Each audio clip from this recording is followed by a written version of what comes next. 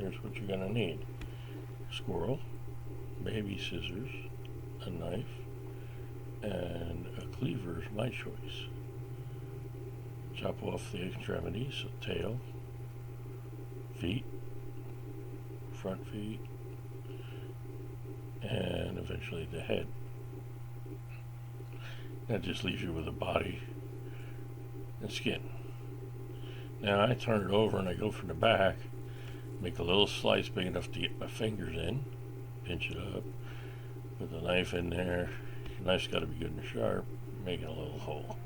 Just big enough to wiggle your fingers in there and loosen up the skin all the way around the hole, and especially down the hind legs, because that's what you're going to do next. So you're making a hole like that, making the skin loose along there, pushing your finger in, until you've got enough to push one of the legs up through that hole and turn the skin inside out and push it off the leg. So you'll see that in a minute. Basically, you're just going to keep working the skin loose. This is probably the most time consuming, but usually it's not that bad. I think I'm just about ready. Clear it off the back a little bit and push a leg through here. And if the leg's not broken by shot from your gun, it pushes right through pretty easily by just standing it up on the end of the leg and pushing down. If the leg is broken, that becomes a little more problematic, but and luckily this squirrel was shot in the head, so not a problem. See, there goes the leg, pushing the knee up through. Once you get it up through a little bit, you can grab hold of it and pull it the rest of the way through. Then you pull the skin off over the butt of the tail and over the other leg.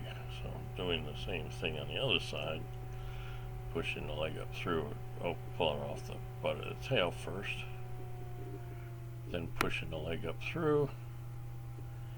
Now you'll have the skin off the entire hind quarter. Once you get that done, then you're going to just pull the skin up over the head. That takes just a little bit of muscle, but it's not hard at all. You do want to be careful not to pull the whole front quarter off. That's why I took the head off, because sometimes it sticks on the head and you wind up putting too much force and you pull it all off. But there it goes. Okay, now you're going to want to tuck in those front legs like this. Tuck one, tuck two. Otherwise you're just trying to pull the shoulder apart, and then just lay it down and give it a tug, and it comes right off. Voila.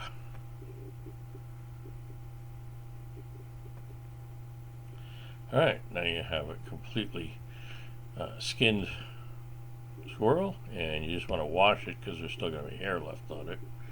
Well, actually, I guess I'm going to gut it first. And the easiest thing for cutting the ribs is those scissors again. Just cut up through the ribs. We'll sort of like spatchcocking a chicken. And then everything can come right on out.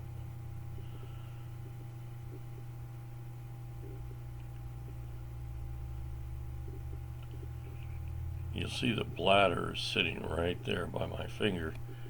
You want to not burst it, so you're going to cut that off without poking a hole in it. See, there goes the bladder. You're going to wash it anyhow, so it doesn't really matter, but sometimes you will burst the bladder. So throw all that away. And now wash it off, wash all the hair, wash all the blood.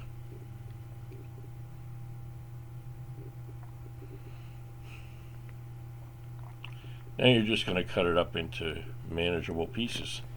And actually, you don't even really need to do that. You can cook it the way it is, but I like to cook it in pieces. Especially, I like to get rid of the rib bones because they're kind of small, and they get, once you start cooking it, they come loose and get into your meat. So I like to separate the meat and not have a bunch of little bones in it. So there's a middle section just above the hips.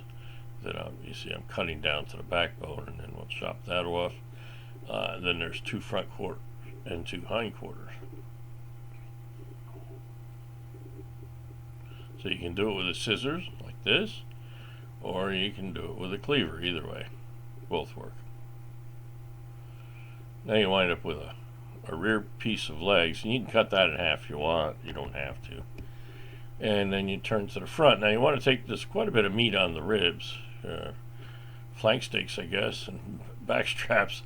You want to get that off because it's good meat. You know, pull that, cut that off, and then get under the back of that, pull that off. Now there's nothing holding the shoulder on but meat, so you can cut right up through there, and you get a front quarter. Then you're going to do the same thing with the other side. Cut right up through there, just like you did on the first side, and then for the front, skirt steak, I guess, and then cut that shoulder off, and you'll be done. Like that, and throw those ribs away. Poof.